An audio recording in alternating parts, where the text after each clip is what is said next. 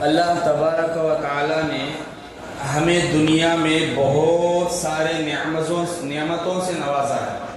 صبح سے لے کر اگر ہم شام تک اللہ کی نعمتوں کو شمار کرنا چاہے، اللہ فرماتے ہیں قرآن پاک میں کہ وَإِن تَعُدُّوا نِعْمَةَ اللَّهِ وَلَا تُحْصُوهَا، کہ اگر تم اللہ تبارک و تعالیٰ کی نعمتوں کو گننا چاہو، یعنی اللہ تعالیٰ کے کتنے احسان ہیں ہمارے اوپر، کتنے نعمتیں ہیں، اگر گننے بیٹھے گننا شروع کرے تو تم حساب نہیں لگا سکتے، بول رہے اللہ تعالیٰ۔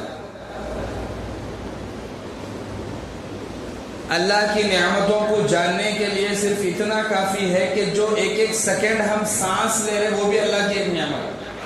تو کیا ہم صبح سے شام تک کے سانسوں کو گن سکتے؟ جب اللہ کی ایک نعمت کی گنتی نہیں ہے تو اللہ کے سارے نعمتوں کو کیا گنیں گے؟ تو ہم انسان ہونے کے ناطے، اللہ کی مخلوق ہونے کے ناطے، اشرف المخلوقات ہونے کے ناطے بہت ساری نعمتوں سے گھرے ہوئے ہیں، بہت ساری نعمتوں میں الجھے ہوئے ہیں، بہت ساری نعمتوں کو استعمال کر رہے ہیں۔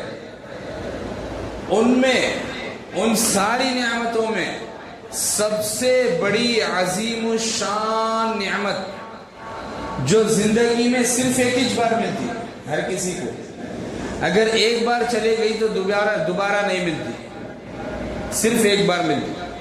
دنیا کے کئی سارے نعمتیں ایسے ہیں جو زندگی میں جاتے پھر دوبارہ مل سکتے، جیسے سانس کی نعمت۔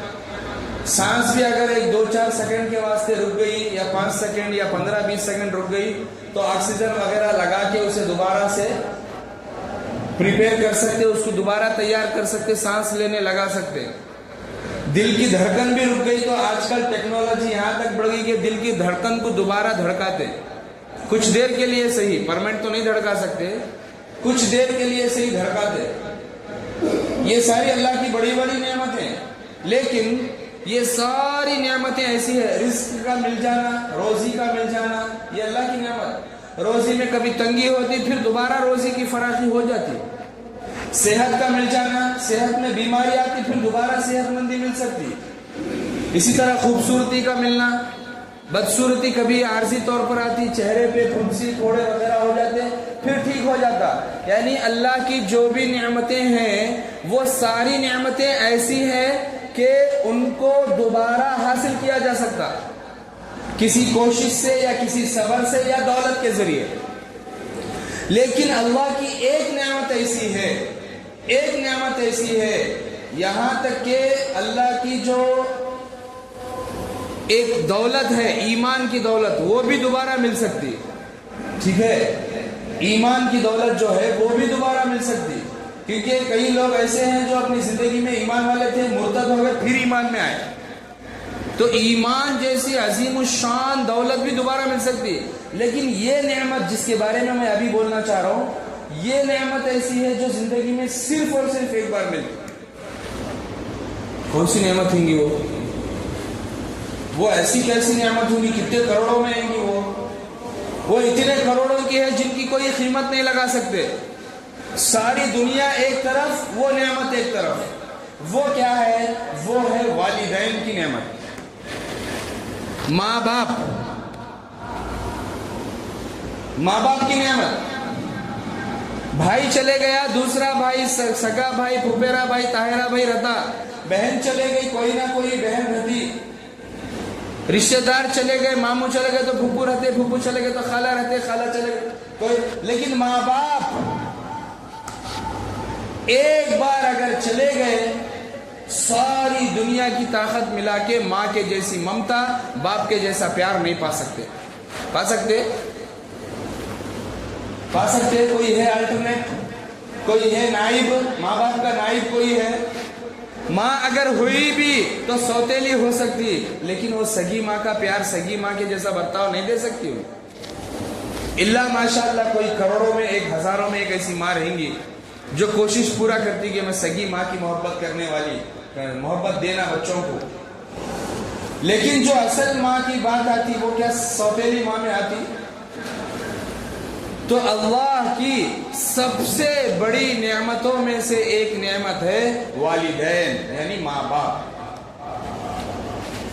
اللہ تبارک و تعالیٰ ان کی عظمت بتانے کے لیے اپنی عبادت کے بعد اللہ قرآن میں فرما رہے کہ وَقَضَى رَبُّكَ أَلَّا تَعْبُدُوا إِلَّا إِيَّاهُ وَبِالْوَالِدَيْنِ إِحْسَانًا، کہ اے میرے بندوں، اللہ نے فیصلہ کر لیا تمہارے اوپر دو چیزوں کا۔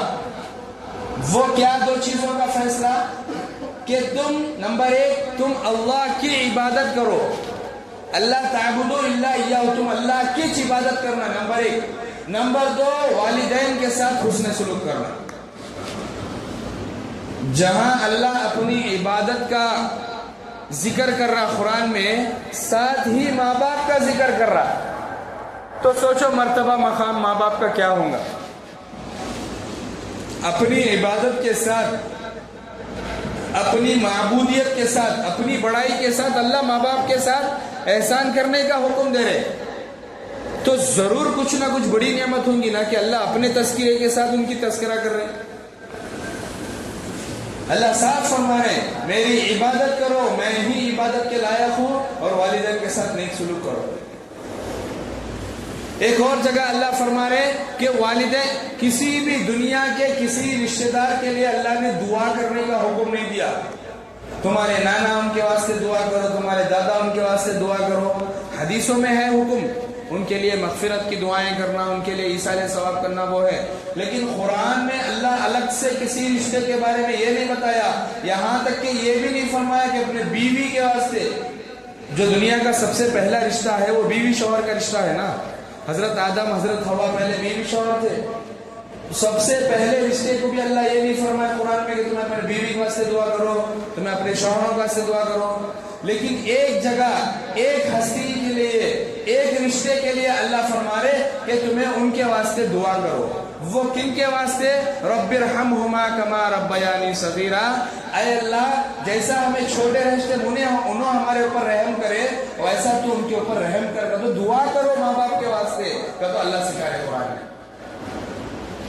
جن کا ذکر خدا کے ساتھ، جن کی دعا کا حکم قرآن میں، سوچو وہ ہستی کیسی رہیں گی، وہ ذات کیسی رہیں گی، ان کا مقام کیسا رہے گا۔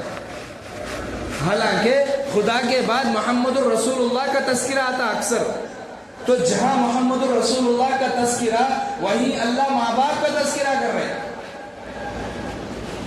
اللہ یہ بتانا چاہ رہے کہ یہ بھی کوئی معمولی شخصیات نہیں ہے، جو ماں باپ میں تم نے دیا ہوں، یہ بھی کوئی معمولی شخصیات نہیں ہے۔ ان کو یوں نہ کو سمجھو جیسا ماموں پھپھو چاچا خالہ رہتے ویسے ماں باپ تو رشتے، وہ بھی تو ایک رشتے، نہیں نہیں نہیں نہیں نہیں۔ اللہ ان کی اہمیت بتانا چاہ رہے، جہاں میرا ذکر کرا وہاں تمہارے ماں باپ کا بھی ذکر کرا ہوں، سوچو ان کا مقام میرے بعد ہے تمہارے لیے۔ ایک اور جگہ اللہ کے نبی صلی اللہ علیہ وسلم فرماتے حدیث میں کہ رضا ربی فی رضا الوالد وسخط اللہ فی سخط الوالد، کہ اللہ کی رضا والد کی رضا میں ہے، اللہ کی ناراضگی والد کی ناراضگی میں ہے۔ اللہ اکبر۔ اللہ نے بڑے بڑے صحابہ کو مقام نہیں دیا جو ماں باپ کو دیا اللہ۔ کبھی اللہ یہ فرمایا ابو بکر کی رضا میں اللہ کی رضا ہے، کبھی بولے، حالانکہ بعد الانبیاء بالتصدیق امیر المؤمنین ابو بکر الصدیق، ویسا مرتبہ ان کا، لیکن ان کی رضا میں اللہ کی رضا ہے، کبھی بولے اللہ قرآن میں حدیث میں۔ حضرت عمر فاروق، جہاں سے عمر گزرتے وہاں سے شیطان نہیں گزرتا، ویسے عدالت والے، ویسے انصاف والے، ویسی جرت والے عمر، ان کے بارے میں اللہ کہیں بولے کہ عمر جس سے راضی میں اس سے راضی، یا پھر عمر جس سے ناراض میں اس سے ناراض۔ رسول اللہ کے واسطے بولے وہ بات، اور رسول اللہ دوسرے صحابہ کے واسطے بولے، جیسے حضرت حسن حسین کے واسطے بولے رضی اللہ عنہما، اور حضرت علی کے واسطے بولے، بی بی فاطمہ رضی اللہ عنہ کے واسطے بولے، لیکن اللہ خود جس کے لیے بول رہا کہ انہوں راضی رہ تو میں راضی رہوں، دیکھو تو ان کا مقام کیا رہے گا، کیا رہے گا ان کا مقام، معمول رہے گا۔